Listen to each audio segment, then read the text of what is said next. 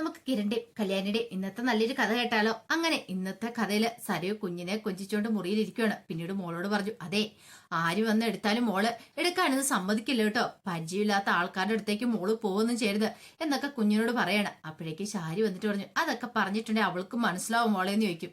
പിന്നെ കാര്യങ്ങളൊക്കെ പറഞ്ഞു കൊടുത്തിട്ടുണ്ടെങ്കിൽ അവൾക്ക് മനസ്സിലാവും പറയണം. അല്ല മോളെ, നീ എന്തിനാ ഇങ്ങനെയൊക്കെ പറഞ്ഞു കൊടുക്കുന്നേ? ഓ, ടെക്സ്റ്റൈൽ ഷോപ്പിൽ വന്ന് ആ മനോഹർ കുഞ്ഞിനെ എടുത്തോണ്ടാണോ? ഇനിയിപ്പോ ആ പേടിക്കേണ്ടതേ, അവൻ ഇങ്ങോട്ടേക്ക് വരാനൊന്നും പോകുന്നില്ലെന്ന് പറഞ്ഞു. അത് കേട്ടപ്പോ സരി പറഞ്ഞു, അതൊന്നും പറയാൻ പറ്റില്ല. അവൻ എപ്പോഴാ ഇങ്ങോട്ടേക്ക് വരുന്നേന്ന്. അവന്റെ സ്വഭാവം അങ്ങനത്തെ ഒരു സ്വഭാവം. അത് കേട്ട് കഴിഞ്ഞപ്പോ ശാരി പറഞ്ഞു, അല്ല അവനാണെങ്കിലോ എത്ര ഭാര്യമാരുണ്ട്, അതിന് എത്രയൊക്കെ കുട്ടികളുണ്ട്. അവന് അതിന്റെ ഏതെങ്കിലും അടുത്തേക്ക് ചെന്നാ പോരെ. കൺമണി മോളുടെ അടുത്തേക്ക് വരേണ്ട കാര്യമൊക്കെ ഉണ്ടോ അവന്? അത് കേട്ടതും സരി പറഞ്ഞു, അവനിങ്ങോട്ടേക്ക് വരട്ടെ, അവൻ ഞാൻ വെച്ചിട്ടുണ്ടെന്ന് പറയണം. അല്ല മോളെ, മോൾക്കൊരു കാര്യം ചെയ്യാൻ മേലായിരുന്നോ? പോലീസ് സ്റ്റേഷൻ ഒരു കംപ്ലൈന്റ് കൊടുക്കാൻ പാടില്ലായിരുന്നോ? സരിയെ പറഞ്ഞു, അത് കൊടുക്കണം ഞാൻ വിചാരിച്ചിരുന്ന. പെട്ടെന്നാണ് കിരൺ ആ കാര്യം എന്നോട് പറയുന്നത്. കിരൺ പറഞ്ഞു കേട്ട ഇപ്പൊ എനിക്ക് തോന്നി കൊടുക്കണ്ടെന്ന്. അതെന്താ? കിരൺ എന്താ പറഞ്ഞെന്ന് ചോദിച്ചു.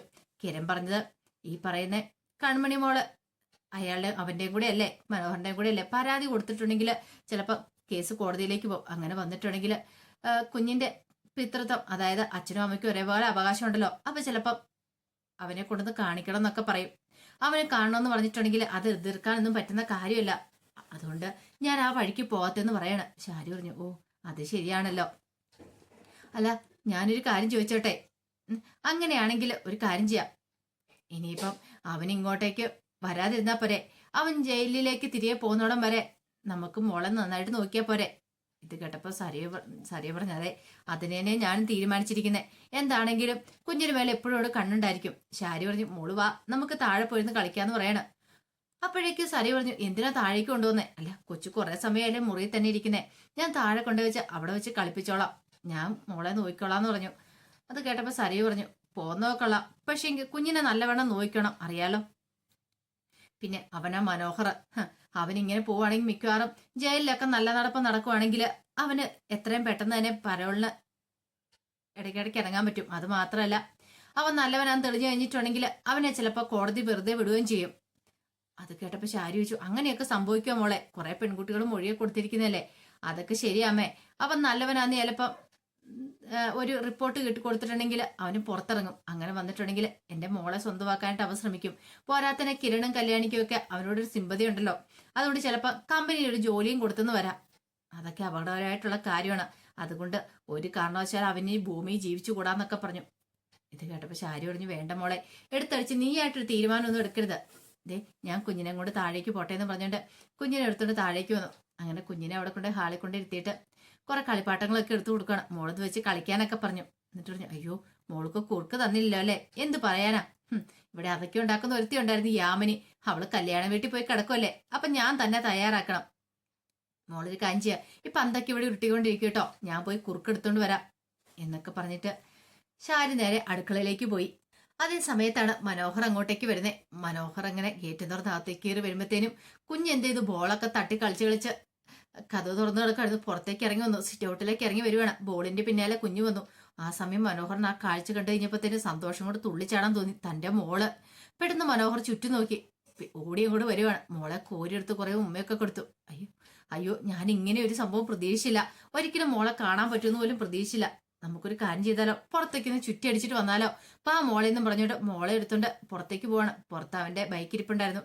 ആ തെലേക്ക് കയറി. ആ തെലേക്ക് കയറിട്ട് മോളെ തെലേക്ക് വെച്ചു. അതെ, നിന്റെ അമ്മയമ്മ കുറച്ച് സമയത്തേക്കൊന്ന് വിഷമിക്കട്ടെ, നമുക്കൊന്ന് ചുറ്റി അടിച്ചിട്ട് വരാമെന്ന് പറഞ്ഞു മോളെയും കൊണ്ട് അങ്ങോട്ടേക്ക് പോയി.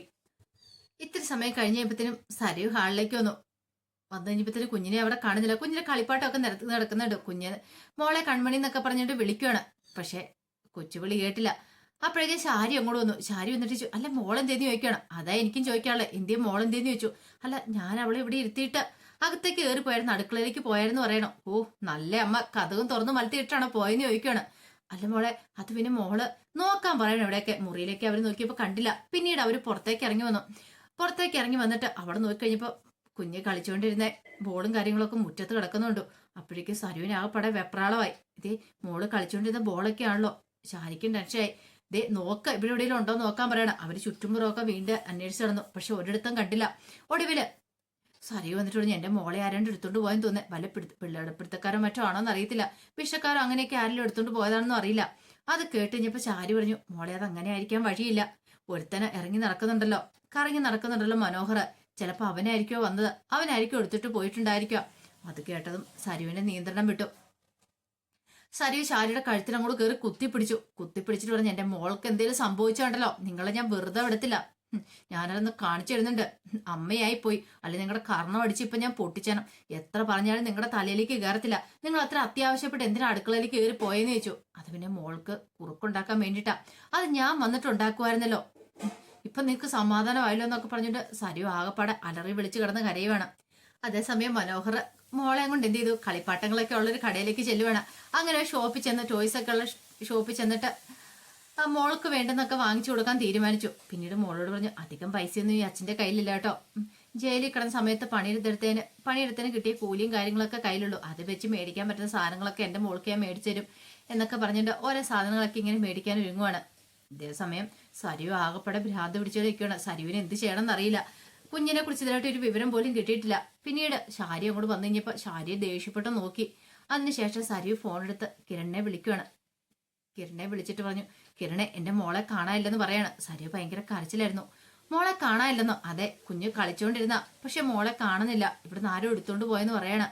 അത് കേട്ടപ്പം കിരൺ പറഞ്ഞു നീ വിഷമിക്കേണ്ട, ധൈര്യമായിട്ടിരിക്കുക.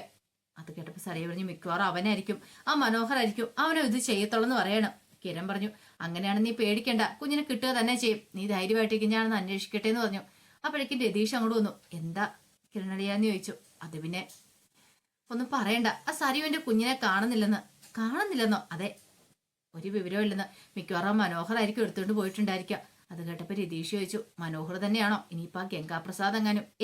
അവനങ്ങനെ ഒന്ന് കുഞ്ഞിനെ എടുത്തോണ്ട് പോകേണ്ട കാര്യമൊന്നുമില്ല, പക്ഷേങ്കില് മനോഹർ ആണെങ്കിൽ കുഞ്ഞിനെ തിരികെ കിട്ടും, മനോഹർ അല്ലാതെ വേറെ ആരെങ്കിലും കുഞ്ഞിനെ എടുത്താലേ പ്രശ്നമാകുന്നേ. അവനോട് എത്ര വട്ടം പറഞ്ഞിട്ടുണ്ടെന്നറിയാവോ, ആ കുഞ്ഞിന്റെ പിന്നാലെ പോവരുത്, അത് പ്രശ്നമാവുമെന്ന് പറഞ്ഞ് അവന്റെ തലയിലേക്ക് കയറത്തില്ല. ഞാൻ കല്യാണിയോടൊന്ന് പറയട്ടെ എന്നും പറഞ്ഞിട്ട് കിരണ അകത്തേക്ക് ചെന്നു.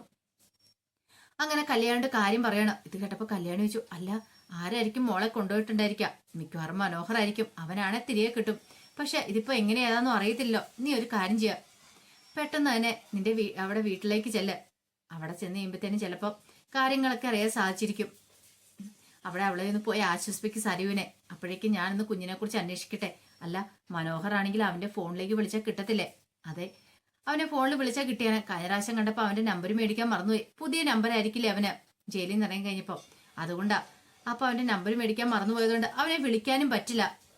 നീ അങ്ങോട്ട് ചെല്ലുമ്പോഴത്തേനും ഞാനൊക്കെ ഒന്ന് അന്വേഷിച്ചിട്ട് വരാം എന്നും പറഞ്ഞുകൊണ്ട് കിരൺ പുറത്തേക്ക് പോയി.